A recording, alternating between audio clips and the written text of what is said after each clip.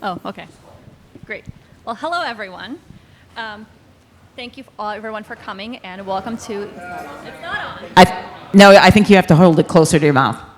Like this? Yes, very close. I'll get the hang of it. Well, hello, everyone. Thank you for coming, for joining us, and welcome to the Health and Climate panel.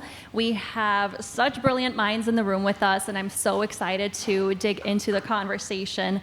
I really hope that we all walk away from this discussion empowered by both the knowledge of how climate change affects both our physical and mental health, as well as everything we are already doing, and of course can continue to do to mitigate all of these changes and risks. So without further ado, I would love to introduce our panel. We have Dr., and I will be referencing my cards because these are some impressive people on stage. We have Dr. Yvonne Collins. She is a practicing gynecologist, oncologist, and chief medical officer at County Care within Cook County Health Hospital Systems. Dr. Collins is a dedicated physician and educator focused on improving health maintenance among underserved women, actively collaborating with community organizations to address racial disparities in cervical cancer. Her extensive experience includes providing care both domestically and internationally, and she has been recognized as an outstanding teacher and humanitarian of the year, notably serving as a health equity fellow with the Medical Consortium on Climate Change on Climate and Health in 2022.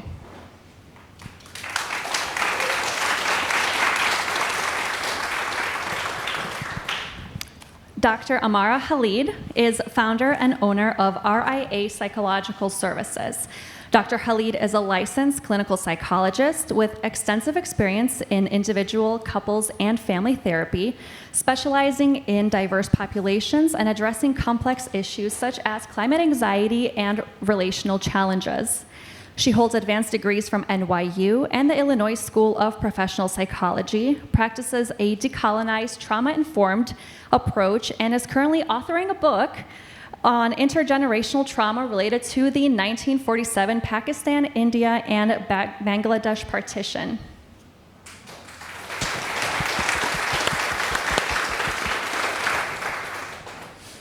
And we have Christine Danhausen-Brun, who is the Chief Operations Officer at Nordson Green Earth Foundation. Christine is also a Climate Health Organizing Fellow with the Cambridge Health Alliance and Harvard Medical School, as well as a Forest Maker Fellow with the SUGI Project and a Climate Health Ambassador with EcoAmerica. She serves as a Senior Research Specialist at the University of Illinois College of Medicine, Rockford, and is the COO of Nordson Green Earth Foundation, blending her expertise in public health with her commitment to environmental healing, all while raising a family in Chicago's western suburbs.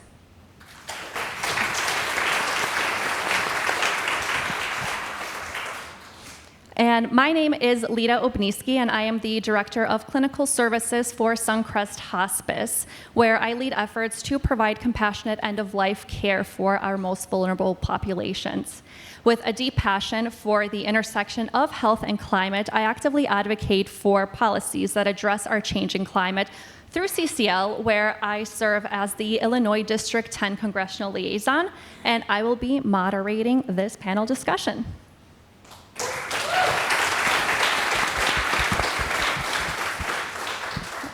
Dr. Collins, I'll turn it over to you.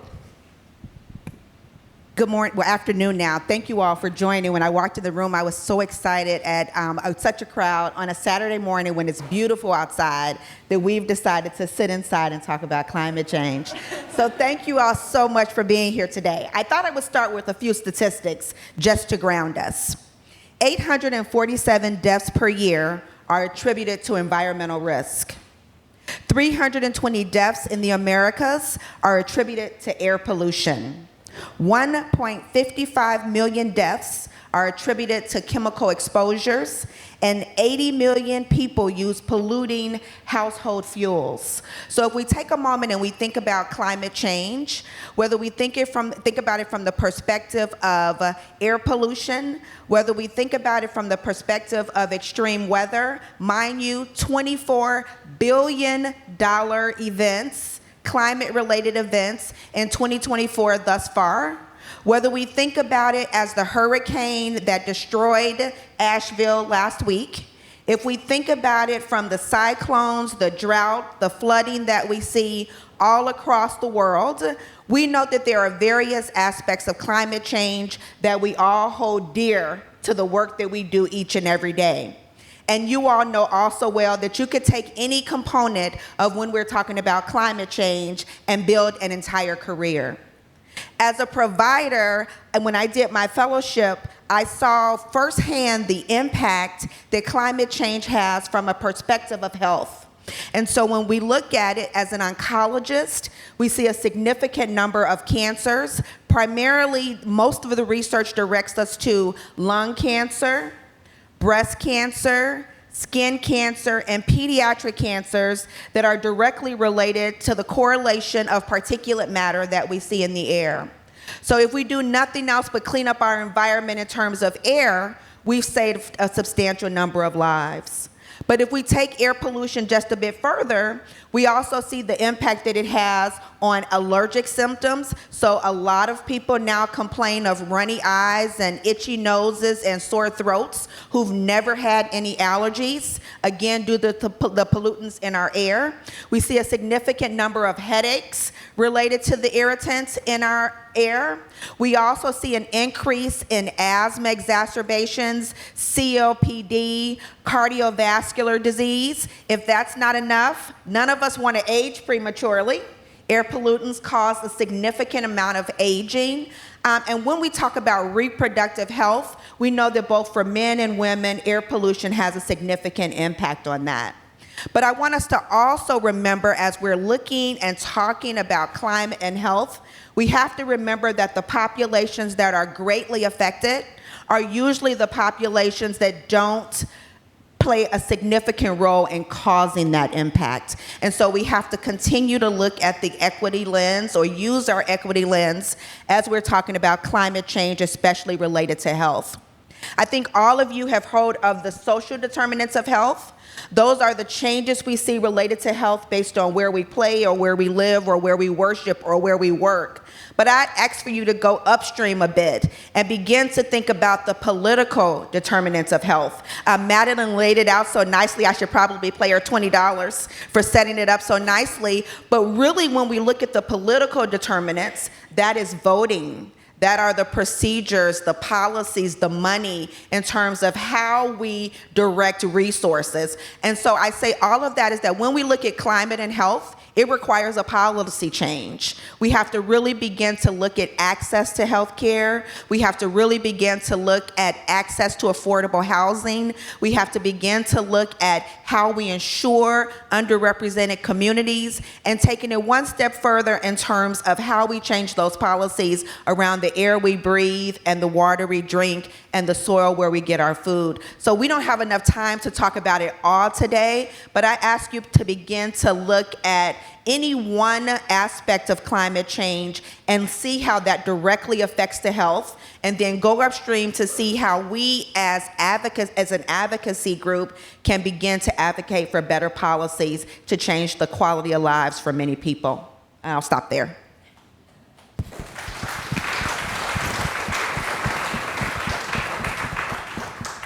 Thank you so much. And I think any of us in this room that are healthcare workers can definitely relate to seeing a lot of these, or even feeling the itchy eyes in, an absence of allergies. Can definitely feel it, especially, right now when there's still allergens in the air when perhaps there shouldn't be. Dr. Amara Khalid, I'm excited to hear about the mental health component of climate change. Absolutely. Thank you, everyone, for being here and having me here. You spoke a lot about the physical symptoms, and I deal with a lot of the emotional, mental symptoms. If 10 years ago someone had told me that I would be sitting up here talking to you about climate and mental health, I would look at you funny, because that was not my trajectory at all. I am originally from Pakistan. I grew up all over the world, from Italy to Saudi Arabia. I've traveled everywhere. And I knew psychology was a real calling of mine. And so I went to NYU for my undergrad. I got my doctorate at the Illinois School of Professional Psychology, where I specialized in family and couples therapy, as well as diversity and multicultural issues. And so I started a practice with that focus. I would see children as young as 4 years old, adults as old as 84, everybody in between, parents. I would do a lot of couples counseling. I would see a lot of young college students. And a few years ago, I had a client who said she had been diagnosed with OCD, obsessive compulsive disorder. And she was telling me about all of these thoughts that she had about the climate, the air we breathe. And so I listened to her. And something odd happened where I had to pause her and ask, like, why do you think you have OCD? And she said, well, that's what my family told me. I'm on them every holiday. They don't recycle, and I keep pestering them. And I'm listening to her talk, and I realize that what she's talking about is something that all of us are feeling, whether we articulate it or not.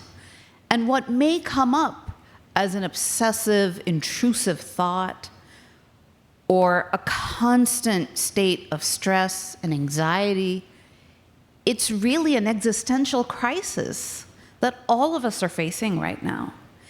And as I started to work with her, I sort of realized, I have a lot of bones of contention to pick with the DSM, but one additional one was just how it doesn't cater to a lot of the systemic issues that we have. It likes to put people in these nice, clean, tidy boxes and slap a label on them. And the DSM doesn't take into account all of the systemic oppression, the existential crisis that we are seeing. In Pakistan, I can tell you the devastation that we've seen with earthquakes, with flooding. Folks in the global south have been screaming about this because we are seeing firsthand how it impacts our land, our people, and then how the floods give rise to malaria and dengue fever. So even though I work here and my clients are, all over the US because I'm PsychPAC, so I'm allowed to see people across different states, I'm always thinking about what's happening for the people back home. How are they coping? I have friends and family all over the world. And I'm also drawing my hope from people that are in the Philippines, in Bangladesh, who are doing remarkable work in this area. And so I try to balance this idea for myself and for my clients on holding hope. And one thing that I really think about is the idea of deep time. Deep time allows us to think about our ancestors and all the years that this planet has been moving along, people that have come and gone. And deep time allows us to have a sense of gratitude. And I love gratitude because gratitude is a place that feels very open. So when I'm in a closed space of hopelessness, of despair, I try to access that open space of gratitude. And clinically speaking, the way I do that with clients is by using IFS. IFS stands for Internal Family Systems. And it's a really beautiful approach because it assumes that all of us have an internal wise mind, right? We have a core sense of self that is curious, that is calm, that is compassionate, that wants to connect. However, because of things that happen to us throughout our lives, sometimes these parts of us become very polarized. You may have a part that has a list of shoulds that it carries. I should do this, I should do that, I must do this. It's a bit of a pessimist, maybe a little bit critical, maybe even judgmental at times. A lot of clients describe this part as like a parental voice. and it carries a lot of our anxiety for us. Similarly, we have another part called the firefighter part. This is the part that wants to disconnect, tune out, just close the news and watch Netflix and binge for 3 hours because it's too much. It becomes flooded. When the firefighter is in an extreme mode, it can become, it manifests in different ways. It can come up as eating disorders, as self-harm, as addiction. And both the manager and the firefighter parts are trying to protect the exile.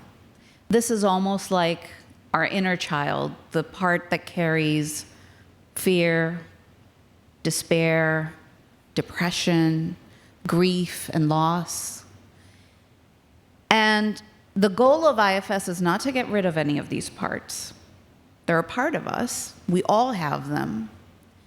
And perhaps at one time or another they helped us. But the goal of IFS is to bring them into integration with the self so that we can lead with that open self who is compassionate and curious and calm and confident. And so with my clients presenting with climate anxiety, climate dread, we kind of talk about all of these different parts, what they represent, and how to access the self. And one of the words that I've heard a lot in this conference today is connection. And connection really helps us access that self. One of the things where this is, again, very new to me. In my journey to becoming a climate-aware therapist, I discovered climate cafes. Climate cafes came about in the UK around 2015, and it provided a space for people to connect, to talk about not just what they were doing, right, organizing and activism, but to talk about what it's like to do this work. What do you do when there are just difficult days and you feel so hopeless? Or there are days where you're consumed by anger and the rage takes over. And slowly these climate cafes started to pop up all over the world. And during the pandemic, they really took off because now people could connect online. And so they've been able to offer such a unique space for people to connect and talk about these things. And then there's subgroups. So I'm also part of climate cafes for moms. And so many moms, like myself, worry about the world that we're leaving for our children. And it's not a space to talk strategy or action. We leave all of that at the door. It's really a space to connect and recognize that we're not alone in this. And sometimes that feeling of loneliness can be the most debilitating feeling.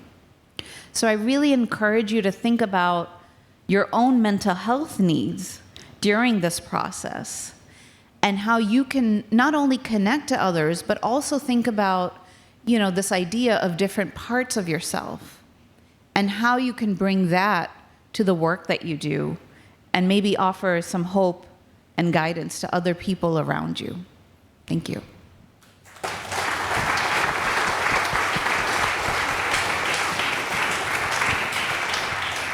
Thank you so much.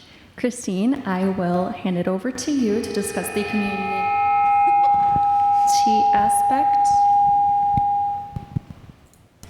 Hi, everybody. Thank you for having me here today.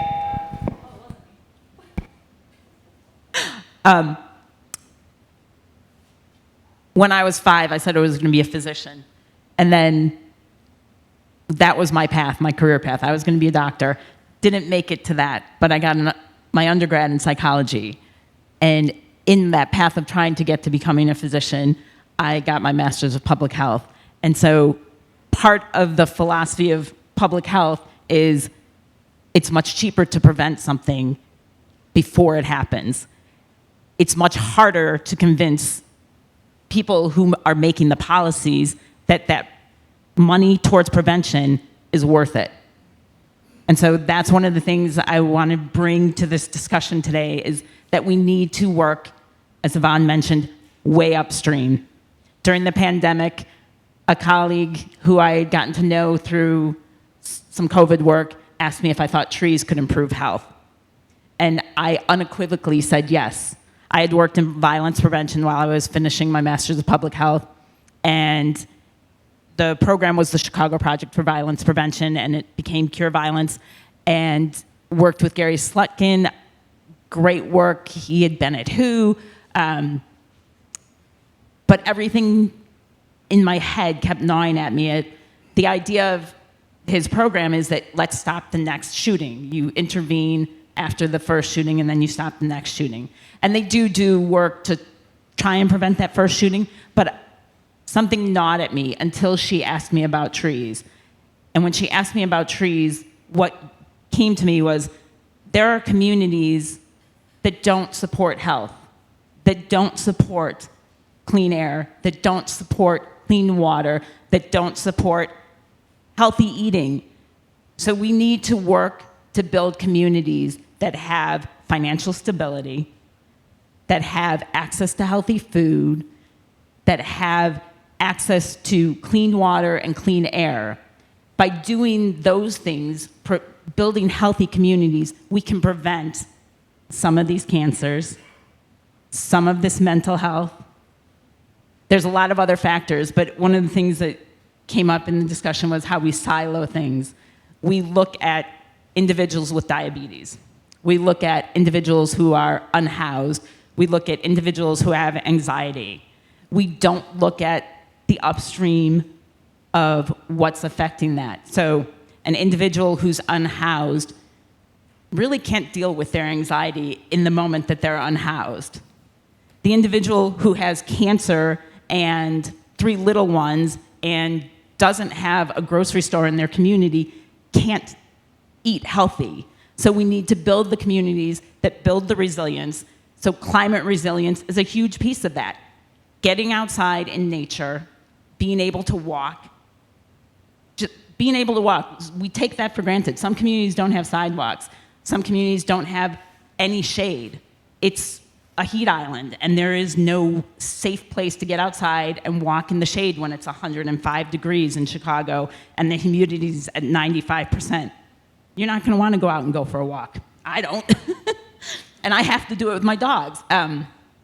So building communities that support health. So that's my call to action to you, is as you're talking to legislatures, talk about how much cheaper it is to build those healthy communities and prevent some of these climate actions, because that will also prevent the money that they're putting towards diabetes, the money that they're putting towards cardiovascular health. Half this country has diabetes or is pre-diabetic. Once you get over a certain age, half the country has some sort of cardiovascular health issue. So the costs that we put into prevention, they seem like a lot because we're also dealing with disasters. As we deal with Helene is easily going to top probably $150 billion in recovery efforts. And the trauma that those individuals will have for decades, it will be generational trauma, without question. Those individuals, we could have prevented that by addressing climate change much earlier. So that's the call to action, is preventing all of these effects that are happening right now. We can do that.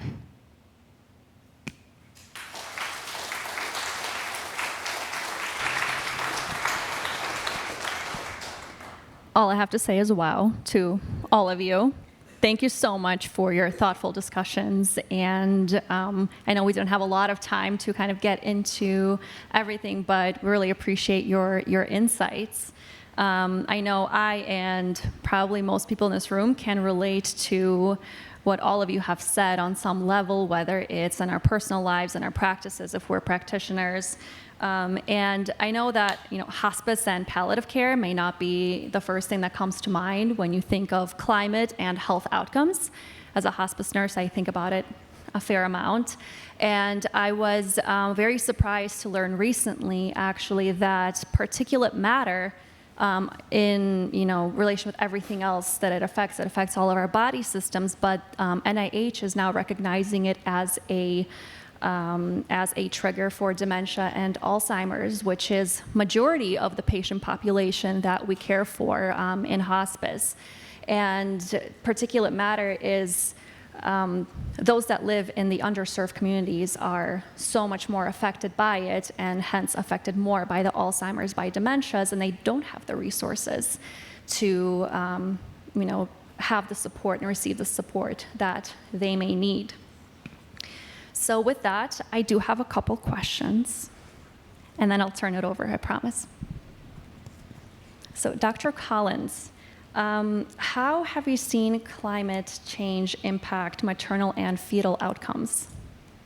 Thank you very much for the question. Just in case the audience doesn't know, when you look at populations of color, those pregnant persons are 3 to 4 more times more likely to die during pregnancy. When we look at infant mortality, those are populations where infants are unlikely to survive the first year of life. And so we know those statistics, we've known those statistics, and so lots of studies began to say, why is this happening? And so when you look at the studies at the top of that level, you'll see that it is hypertension, that it's uncontrolled heart disease, that it's bleeding during pregnancy, that it is thromboembolic disease, so pulmonary embolism and deep venous thrombosis. However, our report here most recently in the state of Illinois showed that when we look at maternal mortality, we know that 80 to 90% of those are preventable. So imagine the number of pregnant persons that die each year come from completely preventable deaths. So then the study went a step further and said, okay, we've controlled hypertension, we've done many drills around hemorrhage, we've looked at how we better control high blood pressure and diabetes and heart disease, yet the statistic hasn't changed. It's actually getting worse. And so then there was a school of thought is what's happening in these populations and these folks that are different from other populations. So if you think about it, it's number one, where they live. So they're more likely to live in areas where there's increased air pollution. We know increased air pollution causes increased preterm delivery. It causes congenital abnormalities. We know these are communities, as we talked about, that are heat islands. So they don't have shade. So the temperature in these communities are significantly higher than other communities. We now know that heat directly causes dehydration in a lot of cases. That dehydration then causes preterm delivery and preterm contractions. So you get a synergistic effect in communities where it's air pollution and heat disease and heat wave and heat stroke. But go even upstream. Why do we even have a problem in those communities? Because these are communities are near railroad tracks. These are communities where they're more likely to be by oil refineries. These are communities more likely to be by highways. And so when we're talking about air pollution and the fact that they have no trees in these communities, those are policy issues. And so when we take it even one step further, as we go upstream, then we talk about redlining. So it was strategic in the 1930s to say there are folks and communities that we don't want in certain areas. So now when you look at those areas where there's redlining and it's those C and D communities, those undesirable communities, that's where populations of color live. So if we really want to solve the issue, and I could say any disease, but we'll focus on maternal and infant mortality, we really have to look at how we improve the infrastructure of those communities. How do we get rid of the air pollutants? Do they even know how to monitor the air so that when they know the symptoms are higher outside, can we tell them to put on a mask? Do they know that? Are there ways that we can begin to plant trees in communities where there are none? There's a whole litany of data that looks at the benefits, not only related to climate, but climate and health when we plant trees. How do we look at flooding in those areas? So we talked about heat and air, but these are also communities that when they flood, they're more likely to have mold infestation. Mold infestation causes respiratory issues. So in that populations where either mom or baby has asthma, it's now exacerbated. And we're talking about increased hospitalizations and admissions. So we know that there's an issue, and if we decide we want to do something about it and go upstream, we really have to change the policy issues related to maternal and infant mortality. Thank you so much. Dr.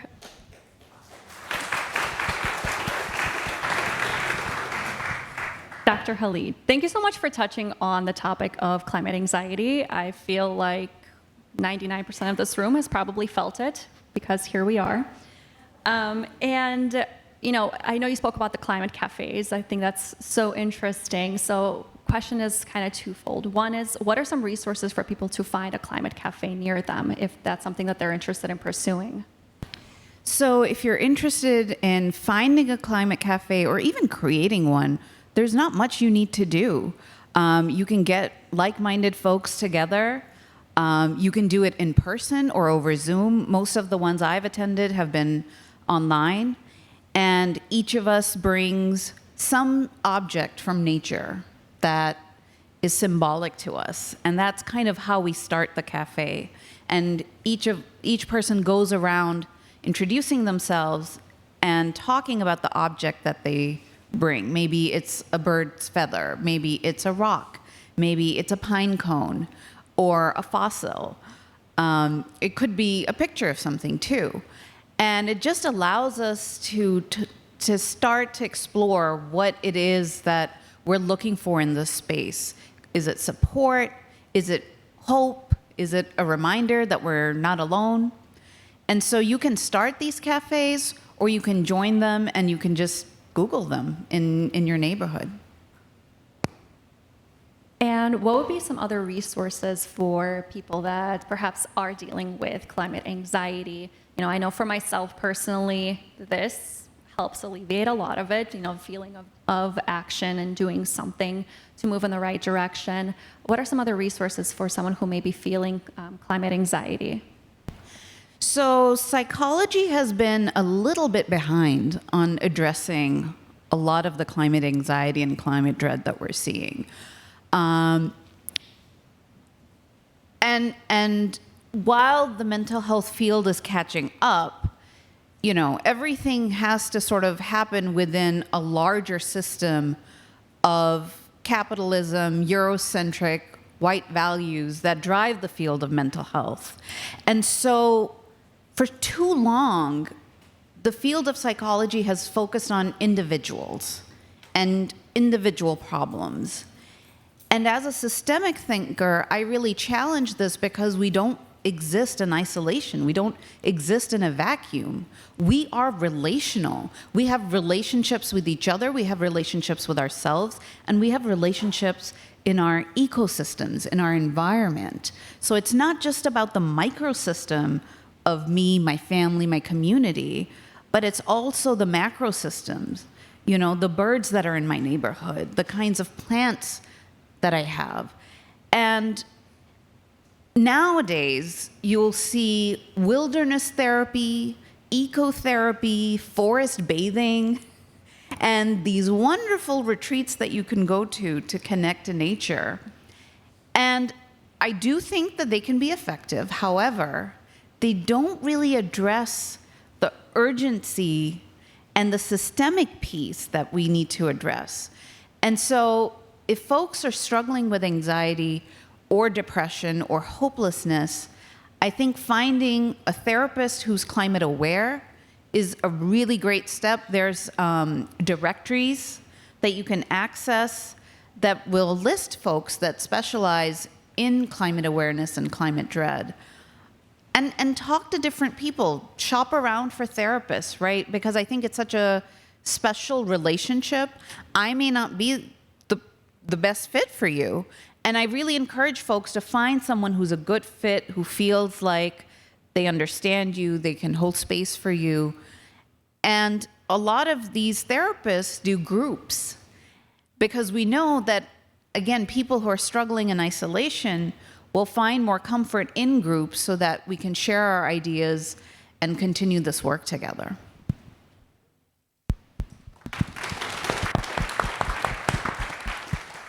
Thank you so much. And Christine, I really appreciated your discussion on green spaces, tree canopies, and urban heat islands.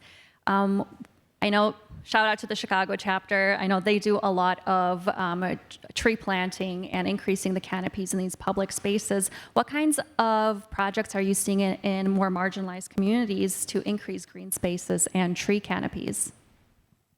So I am part of Nordson Green Earth Foundation, which you mentioned, and our organization is working to bring more trees to under-resourced communities through a method called the Miyawaki method. The Miyawaki method advocates for putting tiny forests in urban areas. And to some of what you were discussing, the idea that there's anxiety and that we have to go to nature. We shouldn't have to go to nature. It should be part of our neighborhoods. We should be able to walk out the door, turn around and look behind you. There's a little forest back there. Everybody who walked in here commented on this being a beautiful room. Part of the why this is a beautiful room is, yeah, there's a parking lot over there, but it's kind of shielded by these drapes. But that's what you're seeing. You're seeing green space. And if you were walking in, you saw water, so blue space. Green and blue space are calming.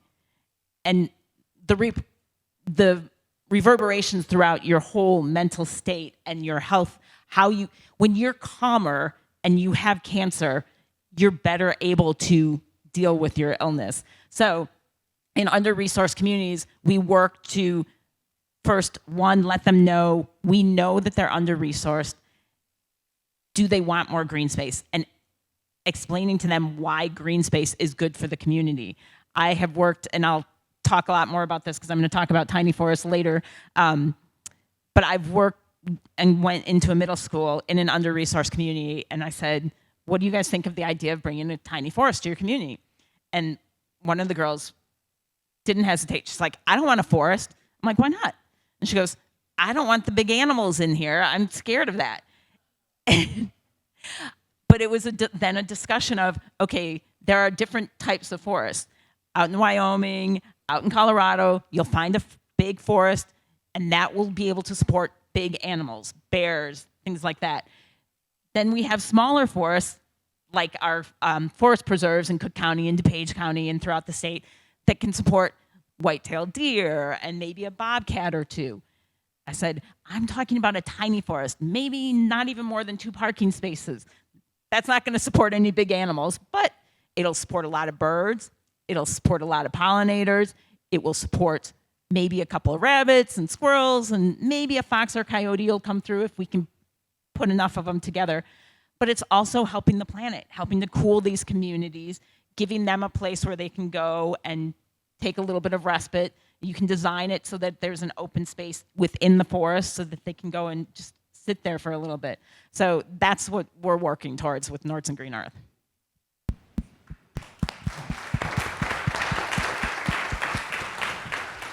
Thank you so much. I'll stop monopolizing all the questions and open it up to the audience. So if you have a question, just raise your hand. I see a hand going up back there. Let me know if you want me to bring the mic over to you. Just kidding, John's got it.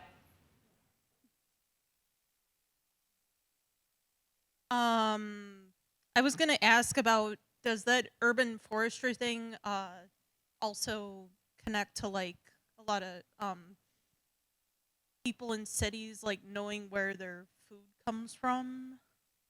That's one of the things that we have talked about to let people know, because some of the forests that we have, even the forest preserves, one of the things they have to do is get a lot of the invasive species out of those forests. And so in talking to people about what is native to our area, what should be here, some of the things that should be here are things that produce, plants that produce food. There's something called the pawpaw tree, which is an indigenous societies use to get fruit from, planting other indigenous fruits so that you can eat from that. So we've talked about if there's communities that want to do a forest, one of the principles that we work by is the community has to want this, and we can give them the education, but they still have to want it, and they have to tell us how they want it. We can't just go in and say, here's a forest, we're going to put it right here because there's a vacant lot. Where do they want it? What do they want to be able to do with it, that forest? Do they want to be able to get food from it? Do they want to be able to have it as a place where they can go in and just sit and be? or do they want it just as kind of a free-form space that kids can go in and get their hands dirty? We've become a society that is very, to the OCD, wanting to be clean. We put on the gloves to go work in the garden. Getting your hands dirty and in the dirt, especially for kids, is important. It helps them build up immunity for lots of things. So giving them, educating about why that green space is important. I hope that answered your question. I went on a little bit. Oh, I was I don't know if you've ever seen the documentary Green Fire. And then I have there's, like, not. this prairie farm in Chicago, and the guy's like, oh, so the and he's talking about where eggs come from, and he's like, so where do your eggs come from? The store. And where does the store get it from? The store. So My dad's in his early 80s, and we were recently talking about food, and it's recent generations not knowing where their food comes from, believing that you go to the store to get it all, and that you can get whatever food you want. That there used to be a time when everybody was growing their own food. You went to the store for essentials, and we've gotten away from that. And so going back to homesteading is not the answer to climate change or to a lot of our problems, but recognizing the best parts of living from the land and how do we do that and incorporate it into our current lifestyle is something to be thinking about. And just to piggyback on that, especially in communities where there are food deserts and food swamps, creating community gardens where they can not only learn the importance of greenery, but also grow and food that can sustain their communities for those things that they can grow is really important. And economy. And knowing how to cook. Hi, Christine, you made a comment that I strongly agree with, that we could have done a better job preventing the worst of these storms we're experiencing now, and that we can do something about it. What I wonder is, can we do that in our lifetimes? God, I hope so. I have 6 kids. This is why I do what I do, because I want them to be able to have kids and have a planet to live on.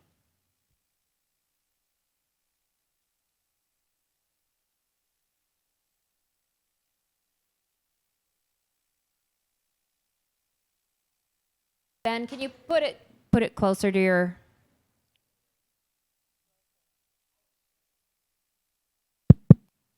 Yes. Okay, here we go. So I'm Ben. We're with the Chicago chapter. One of the things we're working on is improving tree canopy in the city of Chicago, especially in areas where it's very tree poor, especially on the south side. So a lot of you spoke to structural issues that cause some of these inequities. And some of these, go back years and years and years, and they're like deep-rooted. Decades. Like areas that are devoted to industry where these, communities of color are. So this maybe even goes a little bit beyond climate change, but I'm wondering what are some things we can do to start to fix these structural issues, to uproot these, these gross inequities that are caused by redlining and sacrifice zones and whatnot. I'll go back to something I said earlier, where we really have to go back and look at, focusing on whatever the area is that you want to focus on and identifying what the policy is that gets in the way of that. Let's just talk about inadequate housing for a moment. When we look at inadequate housing, it's inadequate primarily on the south and west sides of Chicago.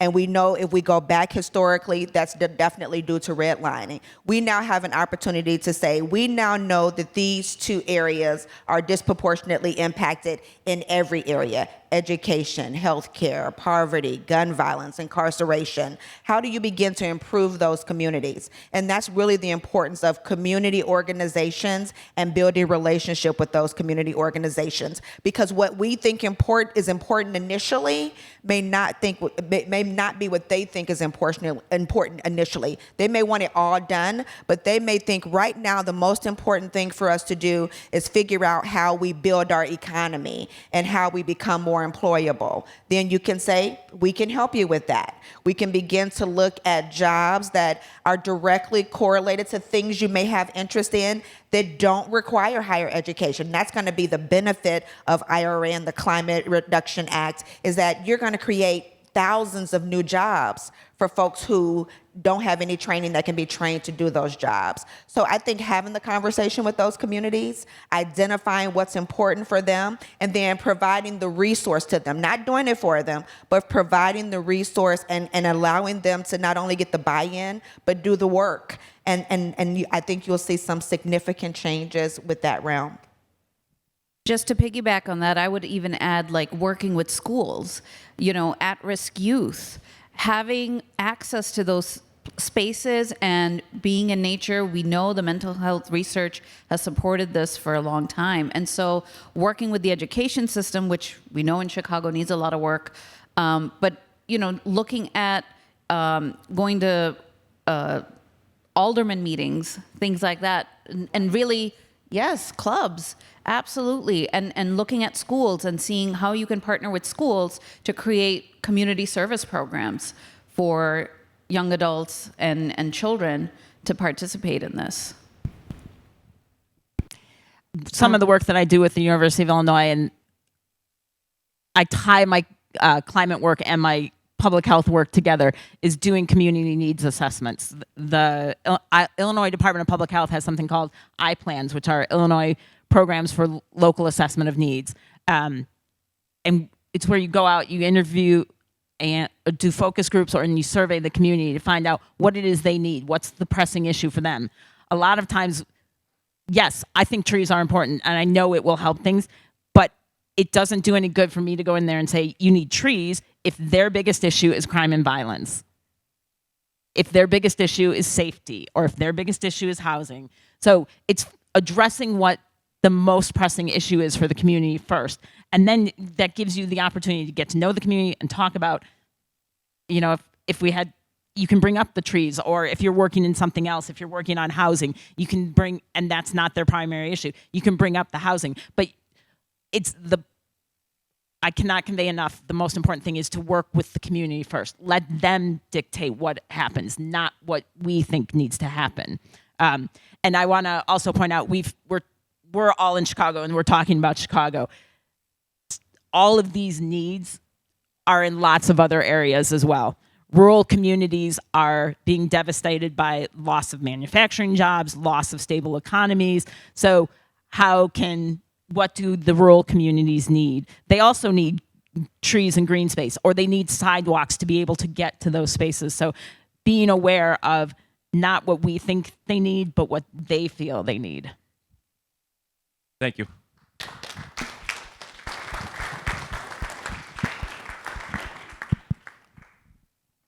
Yeah, this is on, right? One of the really cool things about the IRA and the other climate solutions we're working for is the electrification of transportation, as well as the reduction of fossil fuel burning for production of electricity and in our industry, all of which will dramatically reduce the air pollution, the PM 2.5, et cetera.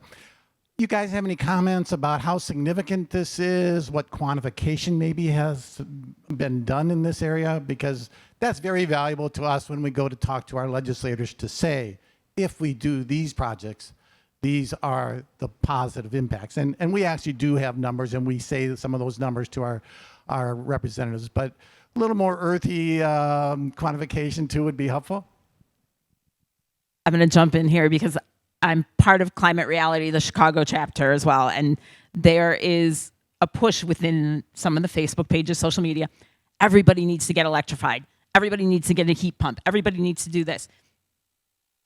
That's great if you can afford to do it. It's not everyone can do that right now. So meeting people where they're at is really important. And if they can't do it, what policies can be put in place to be able to help them to do it? Because sometimes you go to rural communities who you would not, that are conservative, but everybody's house has solar panels. So they are concerned about it. So finding that point of, I think Madeline was talking about it, the deep canvassing, finding where the connection is for them. But the IRA is putting in money to help people get solar panels. So that is a good thing, but they also have to know about those programs. So that's my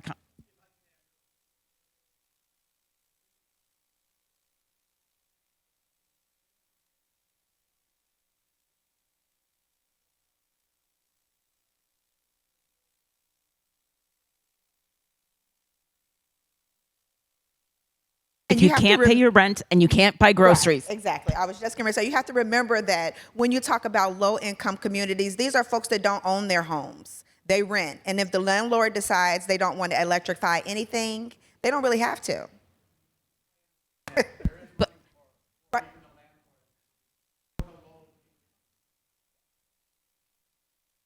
I have a question real quick. How many people know what redlining is? How many people know what on-contract buying was? One hand went up. So, you know what redlining was. On-contract buying was when often white people would come in and buy up the houses, and then they would rent them to black and brown and immigrants. And then if you missed your rent just once, you're out, you're evicted. But you may have been living there for 5 years and paying rent for all that time. So you think you're building up equity. This was happening all the time in Chicago, in Inglewood, in Woodlawn, the communities that we now know are decimated in terms of having the number of vacant lots. Everything you put into that house is gone. That has generational repercussions right now. And so I encourage you to look up what on-contract buying is and the impact that it has on our communities right now and their ability to maybe electrify. All right. I'm sorry. I wish we had time for more questions, but we are up against the next sessions that are starting. But thank you so much, each of you. That was really interesting, and I wish we had more time because I have questions of my own too. But thank you very much.